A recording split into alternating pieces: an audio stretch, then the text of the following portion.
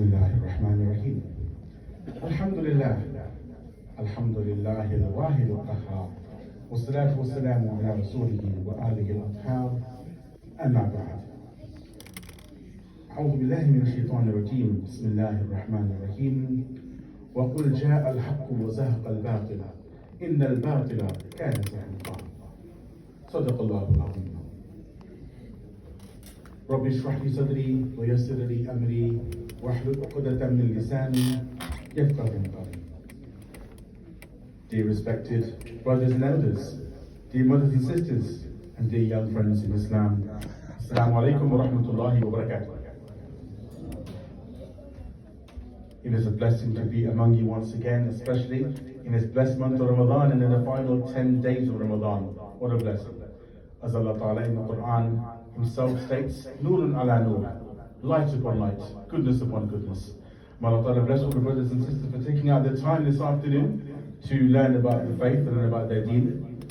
And may Allah Ta'ala make it so that despite my weaknesses and shortcomings, whatever is stated is inshallah a benefit to myself and to all the dear brothers and sisters who have gathered. Ameen. One of the interesting things we've learned about Ramadan, I'm sure many of us will be experiencing this, is a particular psychological principle called erase and rewind. Now this might sound a bit off topic from what we are expecting to hear about, but I'm going to try and link it in inshallah somehow or other. In Ramadan, what happens is that because we are fasting, we are cleansing ourselves. Physically, biologically, in every single way, we are taking out extra things in our system that we don't need, and all that remains is purity and goodness. Every single day as we are fasting, our bodies are cleansing themselves bit by bit. So that those deeper parts of our body where junk and dirt lie deep within ourselves, that gets cleansed as well. People who fast on a regular basis, it is well known regarding them that they have a much healthier lifestyle, their heartbeat is much smoother, their blood pressure is much calmer, because the blood is thinner and easy to pump around the body. It's just cleaner. When things are cleaner, things flow smoothly. Like the River Thames. Back in the good old days of old Victorian London, the River Thames was very stagnant. There were times where even fish could not live in the river. Nowadays with improvement, the Thames flows better and animal and marine life is to be found within the waters of the Thames. So the idea being that when something is cleansed, it is smoother running, it is purer. Likewise, our blood runs in our body better. Our mindset is clearer as well. MashaAllah, how many of us have felt how much more receptive we are to the Quran? We always hear the Quran around the year, but right now in Ramadan, there's a special feeling that we get as we listen to the Quran. And sometimes I have people saying to me, this is a separate debate, I'm not going to go into deeply. I get people who sometimes say to me that, Imam, I want to enjoy the Taraweeh prayers at night time, but I'm struggling with my khushu'. Can I hold the Quran when I want to hold my phone while the Imam is reading? Now that, as to whether it's permissible or not, is another debate for our sheikh to explain. But even if it was permissible, for 14 centuries, people have never looked inside a mushaf or the Quran on a regular basis on their screens. Why? Because the Quran's wording on its own, just the audible version, what we hear from our human voice, itself is a unique blessing and an art form in its own right, which is why large numbers of brothers and sisters at night, they are happy to stand for such a long time listening to Allah Ta'ala's holy words. MashaAllah, you have various tunes, various speeds, you've even got different ways of recitals, different recitals of the Quran, the 7 and the 10 versions of the way the Quran will be recited. It is beautiful. What does this do to our system? It erases all the nonsense that we have ever heard from the outside world, all the fakery, all the drama, all the fiction that we have in our system. It gets rid of it. And it talks about only pure goodness. The stories in the Quran, none of them are fictional. Every single story in the Quran really happened.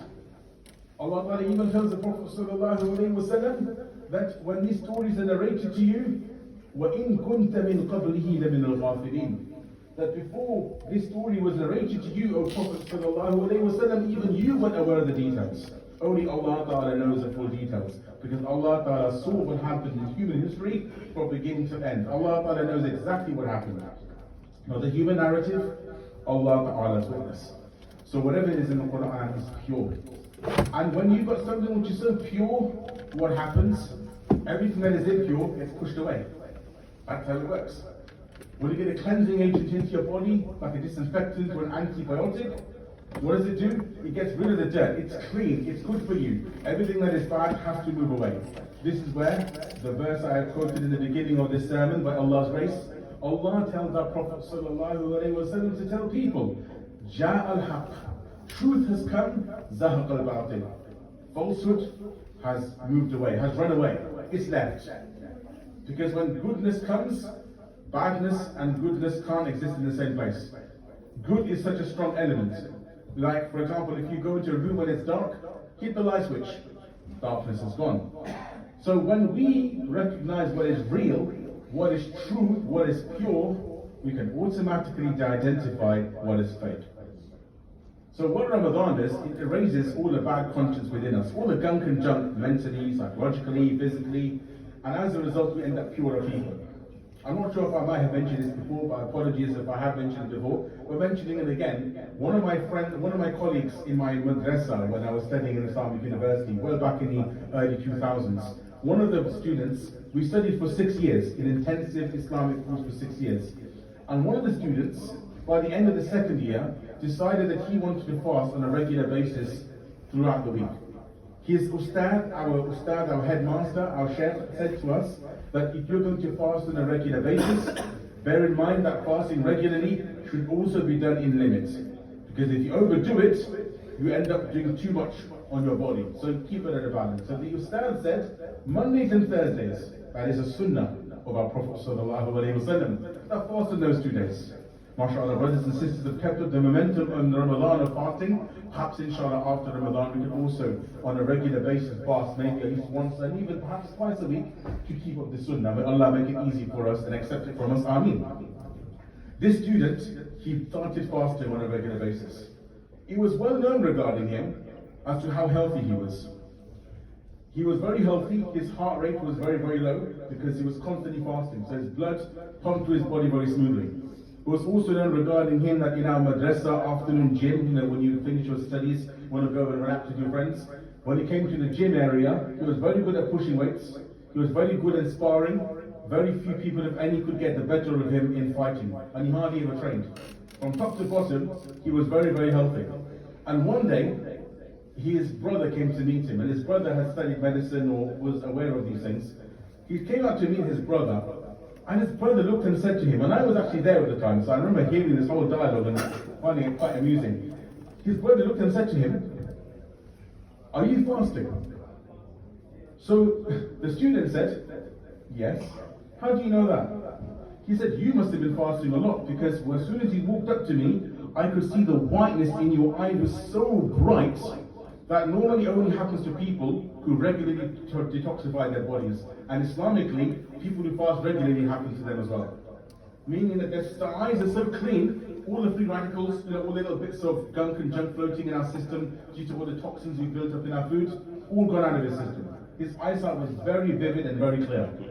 And this same student used to complain, it was actually a bit of a joke in that class, he used to complain about how weak his memory was. I repeat, he used to complain that my memory is weak. Bearing in mind, this is somebody that, mashallah, had led Taraweeh for as long as over 20 years, mashallah, and also he rarely got a mistake in Taraweeh. In fact, if he ever got a mistake, people would generally get surprised. Now, of course, mashallah, our shuyukh and our qurra, nothing against them, we are all human. So whenever we recite, we are weak, so sometimes we forget. But mashallah, there are people out there, mashallah, that they get a mistake. Mashallah, it's amazing to see.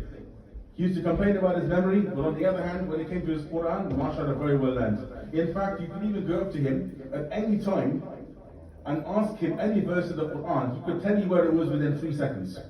He could even tell you where you were on the page, which is very impressive. So if you were holding a mushaf, he would turn the other way, and if you said to him, ذَلِكَ هُوَ الْفَوْزُ الْمُبِينُ, he will say to you, you're looking at Surah Jathiyah, and you're looking at the second last line from the page. Turn one page ahead, you'll find the beginning of the 26th verse. Turn 2 pages back, you'll find the beginning of Surah Jathiyah on the top left-hand corner. That is the kind of person he was when he came to quoting his Quran. Instantly. Complaining about his memory being weak, I think if anybody had that kind of memory, he would be very blessed. And he used to complain once again that he wasn't very good at learning, but he could even say that when I was studying, through the 6 years I was studying, he said, I could remember over 100 times he went back and forth from home. He said I could remember every single date, every time I went home, whether I went on a bus, whether I got picked up, what I did on that journey and how I came back. For over 6 years, every single journey he could map out in his head and tell you where he went and what he did. And he used to complain his memory was weak. The point being, I'm just giving this as a little example. May Allah reward him, Ameen. He doesn't want to be known as that sense, but mashallah, we knew in our class how clever he was.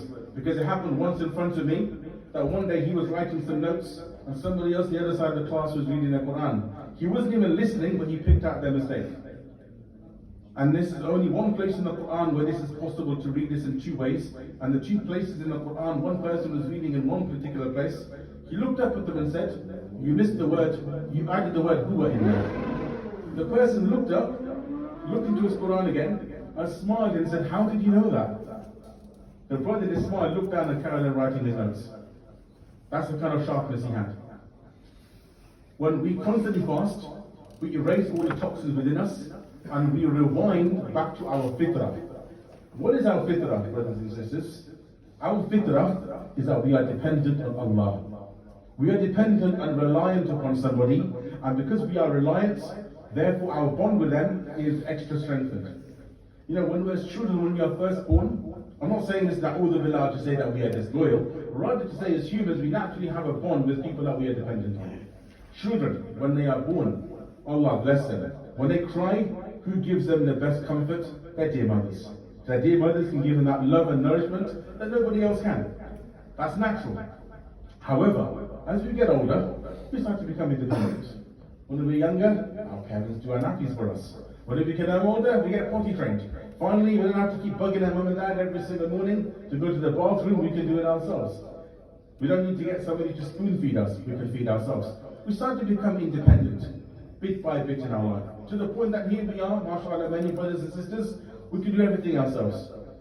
We don't need anybody to tell us what to do or where to go, we can do it on our own basis. However, the reliance that we have on Allah Ta'ala has always been there. If it was not for Allah Ta'ala today, none of us would be alive, none of us would even have been able to walk to the masjid. If Allah had wished, the nerve that connects our legs to our brain, Allah forbid, it happens to people, Allah bless them, that nerve could have become severed. There was one brother in my previous masjid, he one day came in a wheelchair. And I was very surprised to see him in a wheelchair. I said, brother, are you okay? He said, yes, I'm absolutely fine. He said, I'm now paralyzed from the legs down.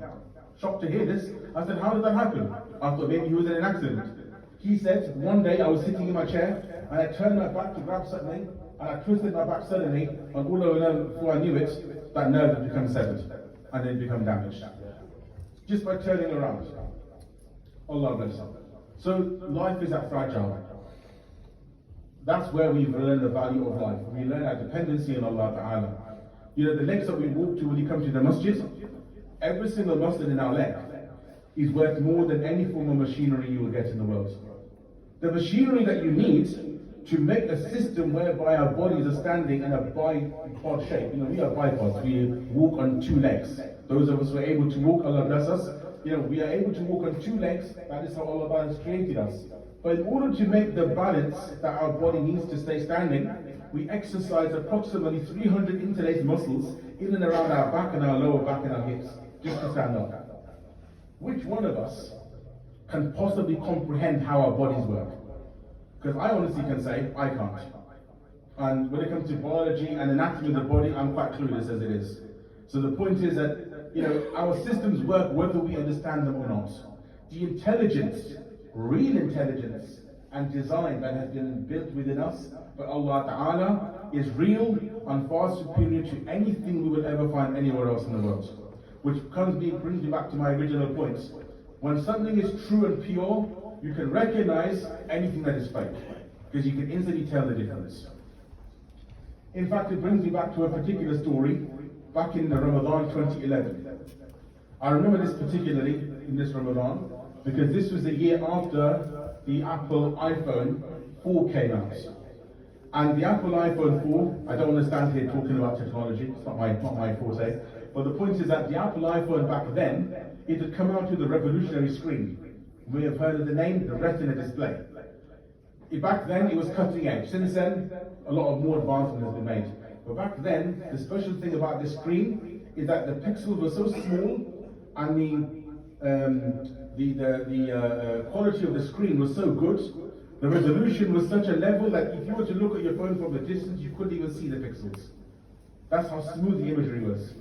And that's when the iPhone really started, going, streets ahead of the competition in the mobile phone world. So I remember this in 2011. A brother who had recently seen the iPhone, and this is going to sound really bizarre, but no word of a lie. He sat next to me in the mosque while we were waiting for Maghrib, and he started to tell me about the iPhone and how good it is. And he said, Imam, if you see how special this is, talking about the technology in it. Now, for a minute, the way that he made it sound, it sounded impressive. Yeah? On the outset, from where technology originally was, back in the good old days, to where it is now. We have come very, very far. I mean, for example, could any of us ever have imagined what life is like now when we were only, 30 or 40 years ago? Could you imagine that life was going to be so smooth and so easy that literally right now I could sit here, take out a phone and a little device, press a few, screen a few times, go to Hungry House or Just Eat. Oh, I shouldn't have said that actually. It's not the good time of the year to use that example, but you get the idea. I could literally sit here right now, tap on my screen, and I can have food delivered to me right now. Of course, in Ramadan, I probably might have to defer it to iftar time, but the point is, it's so easy to get. That's all you have to do.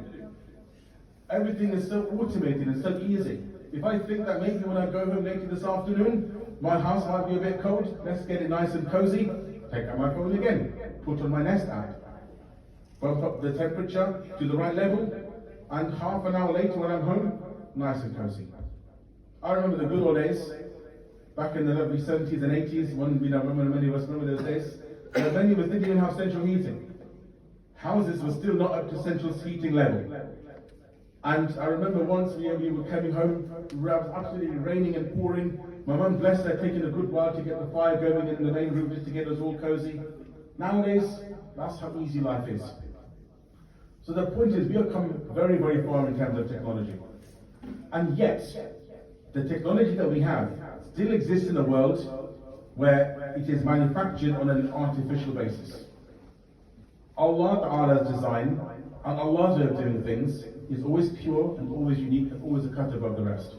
So when his brother started talking to me about how amazing this screen resolution is, how smooth it is, something didn't sit with me. The barakah of Ramadan, not my own barakah, but the barakah of Ramadan. But this brother is talking about this device in such an amazing way. But I know Allah Ta'ala has done much more and further and much better. I started reading up into the dynamics of the human eye. How amazing the human eye is at its immediate magnification, its immediate focus. Back in the good old days, even now, sometimes you've got to get a camera lens. If you're sitting here, I've got to focus to get you in the image. If somebody behind you is in the background, they will be blurred up. I've got to now change the lens again. But when I'm looking around the room, I look at one brother, the background is out of focus, but I can see him. Look at the background, immediately I can see it. My eyes focus instantly without me having to even think. Where did that technology come from? The resolution of my eyes, they've tried to calculate it, and again, one of those things you can't really put into numbers, but the estimate I tried to pick up on one particular research article is that the human eye at any one moment, it can take in 570 megapixels of information. 570. Even cameras to this day, you have to find a very advanced camera to be able to pick up anything near that much. And I remember reading about the Hubble Space Telescope, how much it cost, millions of dollars to get it into orbit. And by the way, little fun fact, when they put it into orbit, the lens was actually out of place. They had to then send another team to go and correct it at the cost of several $100 more million. A little lens that just required moving around. That is what you call artificial intelligence. Not that intelligent, with all due respect. I'm not saying that the intelligence and the devices we have around us are in any way something to look down at, My point is simple, that artificial intelligence should never be a replacement in our minds and in our hearts for what Allah Ta'ala Himself has designed. That is the important point you have to remember. No matter how advanced the world gets, we must never forget Allah Ta'ala's design is always and always will be far greater, far more efficient, far more smoother, and subhanAllah, in every single way, far more blessed and beneficial for us. There are, of course, the world that we live in. Yes, we have devices that allow us to live in an easy way and such. But technically, you will never find anything that compares with Allah's design. I therefore make this point in my life. Every time I see something that belongs to Allah Ta'ala, to remember to call it divine design. That whatever design we see in the world, Allah's design is always going to be bigger and better. So there's me looking into the facts about the human eye. When we look around, as soon as we wake up, let's say suddenly we wake up, as we did this morning, we open our eyes, I did not see a loading sign. I did not see a buffering sign saying to me 70%, 80%, 90%, 100% active. None of that. My eyes have never said to me that my battery is low. Recharge. The way that our eyes work, that instantly as soon as you open our eyes, we can see everything in 3D. Nowadays they're bringing 3D technology into your homes with special screens. Millions of pounds of investment trying to make everything look 3D. Smart and intelligent in one way, but Allah Ta'ala beat you to it far, far long ago. So whatever, again, the whole point is, it's impressive from a human perspective. In Islam, we give credit where it's due. I repeat, in Islam, we give credit where it's due. If somebody is a designer or inventor of something, in Islam, we ought to mention that this is the person who designed and invented it. That's important in Islam. That is why copyright in Islam is so important. To acknowledge the person who has done something, it is important, because not doing so is hiding that important detail. And that's important to always know who is the author, who is the inventor, who is the designer. These details are essential. That's why learning about who invented what is important. Who invented the electric generator? Michael Faraday. Important to know these details. Who is responsible or who is known to be, from a human perspective in modern day time, to be credited with the device of the invention of the airplane. I know there are some reports of somebody many centuries earlier did so, but in terms of modern day history, we know that it was the Wright brothers in America in 1903. These are important things to note. Everything that we harness in technology, it is good to know how that technology works, because that technology may come in handy. SubhanAllah, the technology that we have in our planes and our flights devices, i.e. such as helicopters and planes and such, is such that without that, many of us wouldn't be able to get to Hajj. But alhamdulillah, thanks to advances in air travel, mashallah, the vast majority of the 2 million Hujjaj, the 2 million brothers and sisters who go to Hajj, they will be using a plane to get there. And when you look at a plane, big and bulky item, look at the wings, big and chunky. But subhanAllah, somehow or other, those wings lift that plane off the ground and cause it to fly. Where did they get this design from in the beginning? It was taken from the creatures that Allah Ta'ala has already created, birds. Birds, when they move, subhanAllah, I'm sure many of us, we're driving on the road and we think we're about to hit a seagull or a pigeon, and we think we've hit it, and all of a sudden we see a flash of white or grey, and before we know it, that bird has flown out of harm's way all the way up to the top of a chimney somewhere on somebody's house. In an instant. Good luck to any of us for trying to do that. It just doesn't work that way. We could spread our wings and flap whatever we want to. We humans can't do that. But Allah Ta'ala has created a unique technology within the bird's design. Divine design once again, true intelligence, Allah's intelligence, that the wings have a very unique way of interlacing, and when they interlace, they capture air. When they capture air, they literally push up the air. Like if I'm going up the stairs, I push my feet up the stairs. So in that way, I climb. The bird's wings are somehow designed that they are able to easily capture air particles and push against them. Not only that, when birds glide, when they glide, the air and the shape of their wing is something called an aerofoil. Those who have done aeronautical engineering, you will know this term very well. It is the reason why planes and helicopters and such devices are able to fly, because of the shape of the wing. It's all taken from what Allah Ta'ala has already made. Allah has already designed in a much better and much more efficient way. I remember when we were younger, we were taught about a particular bird, the albatross. Very impressive bird. This bird can stay in flight for several hours, if not a whole day. Literally just spreading its wings, and it's a very big bird. If it was to spread its wings, 2.5 meters in wingspan. And as a result, it's able to lock its wings in air and float on air for several hours, just riding on the currents of air. We humans, in order to do the same thing, we need a machine that costs £100 million. Every single A380 or Boeing plane, they all cost into the hundreds of millions. Allah Ta'ala makes it happen just like that, without any expense needed. The point is, once again, artificial technology, when you compare it to real technology that Allah has made, you can always realize who is the greater of creators. That is why Allah Ta'ala says in the Quran, Tabarakallah ahsanul khaliqeen. Allah is indeed most blessed and most amazing. He is the best of creators. And this is where we also look into the human body. And this is what I want to now come into the whole theme of artificial intelligence. Because artificial intelligence technically is a term that was coined in the last century, especially when computers and such devices started coming into the whole process. Charles Babbage, he made the first computer that we know. Big thing. I mean, I'm not sure, but I'm guessing the machine would have taken up the space of half of this masjid room. Those one computer with several moving parts. That same technology, many of us would find fitting into our mobile phones in modern day times. But back in those days, that's how things worked. On that old school mentality of building things and working them out. Now, well, of course, the whole idea was that the machines were designed to do things on their own accord.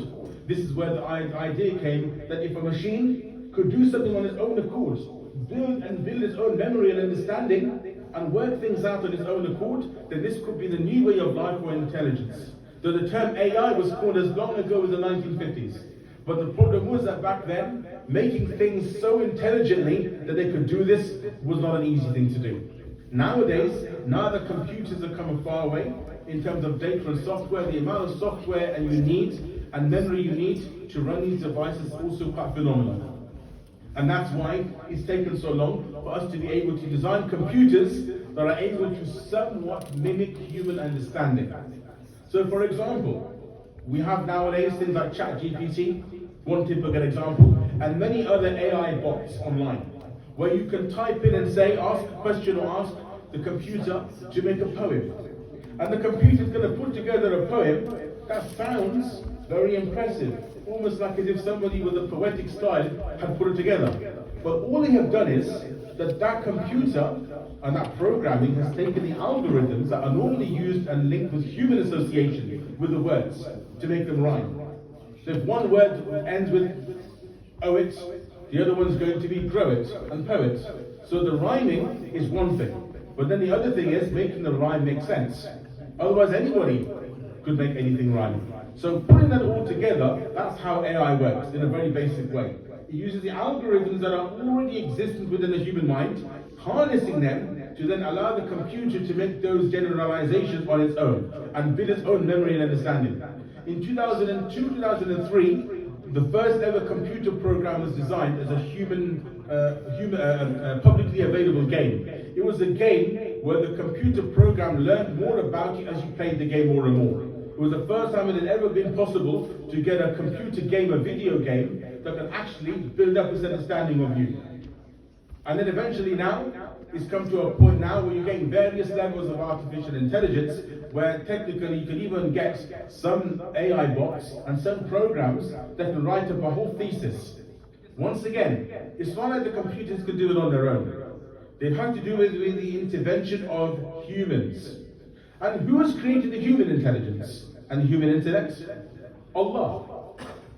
So in other words, what's happening is that AI is now giving this image an idea that it is somehow in itself superior. That's the first misconception we have to take out of our minds. It's impressive, don't get me wrong. Trust me, when you put something into a ChatGPT or another AI bot and you get some really impressive wording, you do think to yourself, How did it work out how to do this? Some of the things you read, sometimes you can't tell the difference. Likewise, we've also got the imagery that people have made nowadays in terms of deep fake imagery, where AI is used to then build up what it might conceive as the ideal human level of appearance, right down to the depth of your cheekbones and the contours of your face. I'm not just talking about a little app where you can just fiddle with somebody's face. We're talking very smart stuff here. You can sometimes not tell the difference between an AI-generated image and a real one. They are that difficult to tell. You can only tell by the picture's blueprint, which tells you if it was an image taken or whether it was artificially created. Otherwise, many times you wouldn't know the difference. And this is where artificial intelligence is now actually playing havoc with our minds. Because in the olden days, you could clearly tell what was real and what wasn't. It was blatantly obvious. In the olden days, passing off something as a hoax and faking a picture wasn't so easy. There were telltale signs. There was something to explain that somebody has photoshopped this, cropped something out, hidden this, hidden that. You could easily tell. Nowadays, it's becoming harder and harder to tell. And this is where now we're going to go into another element of this whole argument, and that fits in with the topic that I'm sure brothers and sisters will always, catch this topic, always get everyone's attention. If I mention the word Dajjal, it's a very hot topic. It's a very popular topic of talk and subject. If you put, I'm sure masajid around the world have had this particular issue, that if you say how to pray your salah, and you give a big conference on how to pray your salah, I'm sure you'll get a couple of brothers and sisters coming. But as soon as you say end of times, Dajjal, you know the mosque is going to be packed out. And that's my own experience. I remember back in the days when I used to lecture in some of the universities in the Midlands. Same thing there. As any other topic, yeah, you get a few people who are interested, mashallah. But as soon as you put Dajjal or Imam Mahdi or the end of the world, everyone's there. Everyone's eager to hear what's the latest. There are people nowadays that I'm not joking, they're literally scouring through images of Google Maps just to see if they can find any strange anomaly that might look like Dajjal's Island and so forth. I'm not joking, there are people who do this.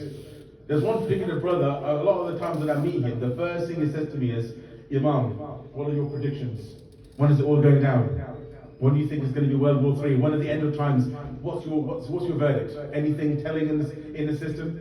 Now, again, Allah Ta'ala alone knows these things. Allah Ta'ala alone knows. And as much as these things are interesting, don't get me wrong, I'm fascinated by this as well. It was a very popular topic for me when I was younger, reading these stories.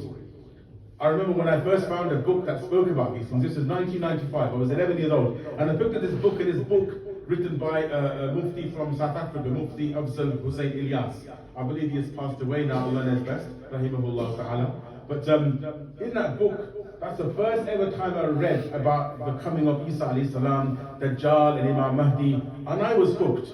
Oh, I was hooked, believe me. But over the years, I heard from other sheikh that the equation isn't one of fascination. If anything, Dajjal isn't just going to come and be this wondrous spectacle, and that's it, Isa alayhi salam is going to take him down in his massive showdown. Of course, Isa alayhi salam taking down Dajjal is one of the unique signs of Qiyamah and a blessing from Allah Ta'ala, don't get me wrong. But my Ustad said something very important to us many years ago, and I want to share that with the brothers and sisters here. My Ustad said that the way the world is going, there will come a time where even if we know the signs, feeling them will be different.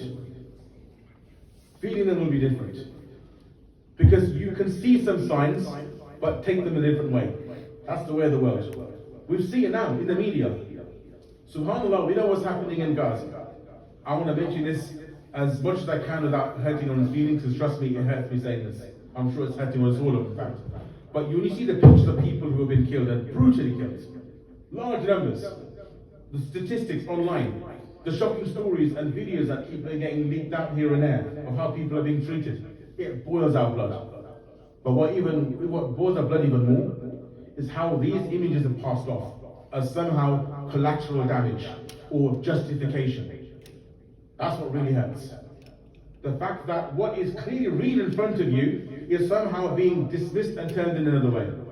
That is the world that we live in, the world of fakery. Before we even get to artificial intelligence, we still can't work out a basic video or image and work out if it's real or not, let alone artificial intelligence getting into the picture. So that's where we are right now in the world. That we've been fooled, all due respect, myself included. We've been fooled by so many images around us that we generally cannot work out what is real and what isn't anymore. So my Ustad said that yes, when Imam Mahdi comes, yes, when the Dajjal appears, when these end of time signs appear, if they appear in our time, Allah knows best. But my Ustad said, if your Iman isn't strong, if your clear understanding of what's real and what's fake isn't there, if you haven't got what we call the Furqan understanding of the Quran, where you know what's right and what's wrong, that's what you call it, where you can clearly tell the difference between right and wrong, truth and falsehood, what is fake and what is real. When you haven't got that in you, then you will fall for anything. And my Ustad said, Allah forbid that Imam Mahdi was to come, and rather than being loyal to him, we'll be the first people, na'udhu billah, to reject him. My Ustad said that this is a serious concern, because Dajjal, when he comes, he's going to come at a time where people's Iman is already weak. He'll come at a time when people's understanding of the world around them is already weak, meaning their ability to perceive what is right and wrong is already weak. He'll come at that time. He'll come at a time where the economy is going to be very, very on edge, more or less collapsed. So people will be very hungry and they will listen to anybody that is there to feed them. This is why one of the things about fasting, which is interesting, is that fasting, it gives us the understanding of our dependence. But who do we depend on? We learn to depend on Allah. The same concept. Erase the fake, erase the fakery, erase the untruths we tell ourselves that we are dependent and sufficient on our own, and we go back to our origins and say, no, we are humble creatures of Allah. Allah created us. There was a time when we couldn't do anything, and Allah is the one who gave us strength. There will come a time in our lives when we may go back to being weak again. It is Allah who sustained us, Allah who gives us our food. And we realize that when you look deep down. So Ramadan allows us to erase all the fake and false thoughts in our heads and makes us realize what is real and what is true and what is pure and simple. That is why when we eat a meal in Ramadan, any of the meal at any of the time of the year may taste nice, don't get me wrong. If you, for example, have burger and chips and you're not fasting, lovely. Now, I'm sure most people wouldn't say no to that food. But what about when you are fasting and you just see a glass of water in front of you, or a piece of bread with a thin layer of margarine or butter? When you are hungry and you've not had any food or drink for a while, that will look good to you. Just looking at it is going to give you enjoyment. I remember in 2013, before my eldest daughter was born, her mother was in hospital, and this was in the heat wave of 2013.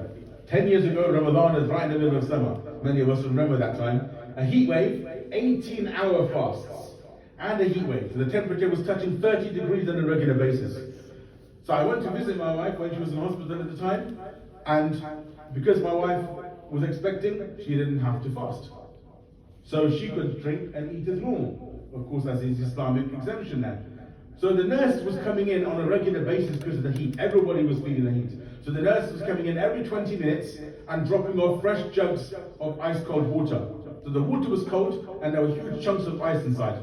Now, this is around about 5 or 6 o'clock in the evening, still 9 o'clock, 9:30 before iftar. That's when iftar should take place. I've got 3 hours to go. So the heat wave, it's been a long day. I've already had no food and drink in my system for 14, 15 hours. And that jug was sat right in front of me. Just the condensation dripping off that jug. I sat there and I dreamed. I can honestly, if I was able to, I know technology hasn't come this far yet, artificial or not, I'm not able to plug in my head into a projector and show you on the wall as to what I can see, but trust me, the image of that condensation alone going down that ice cold water jug itself made me dream.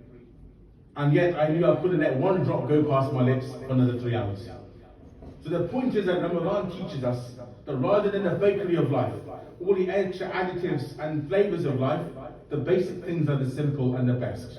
The simple and the simple down-to-earth things are what we need most. Water, no color. Technically no color. No shape. No shape, no solidity in it, unless it's ice. And subhanAllah, there's so little in terms of the quality of water, in terms of its features, but trust me, on that day I realized, if I hadn't realized it before, Allah forgive me, but what water meant. That's how valuable water is. Something so simple, but so important to us. In the same way, when we recognize what is real, we'll automatically recognize what is fake. That's the fact.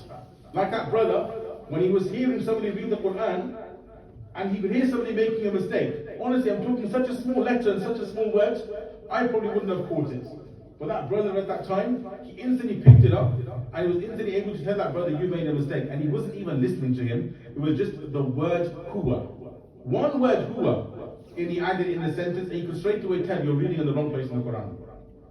So the point is that when you are clear in your conscience, you can straight away tell what is fake. And that goes across the board for us all. That when we know who our Lord Allah is, when you know that our Prophet ﷺ's life and sunnah is the best way of life, everything else fades into the background. This is going to be our best antidote against any form of intelligence that in any way threatens our understanding of the real world. Now, we've come already a long way since technology in this world, where already technology is part of our life. Am I saying that we have to all of a sudden ditch technology in order to get back? Not necessarily so. Technology, like everything in life, can be a fitna. The word fitna is what it is. It's a word that means that something is a test. It's the way you use it that dictates whether it's a good thing or a bad thing. A kitchen knife, in the kitchen. When it's not being used in the knife block, when it is being used on the cutting board to chop up food, it's a blessing. If it wasn't for those chopping boards and those knives and those instruments that are sharp in the kitchen, you and I wouldn't even enjoy a nice iftar. We'd have to literally rip everything off with our bare hands when you're eating. But the fact that those knives are there, they do a good job. Why? They're being used in the right place and in the right time. So does anybody say it is illegal to have a knife at home? No. But where is a knife illegal? On the streets.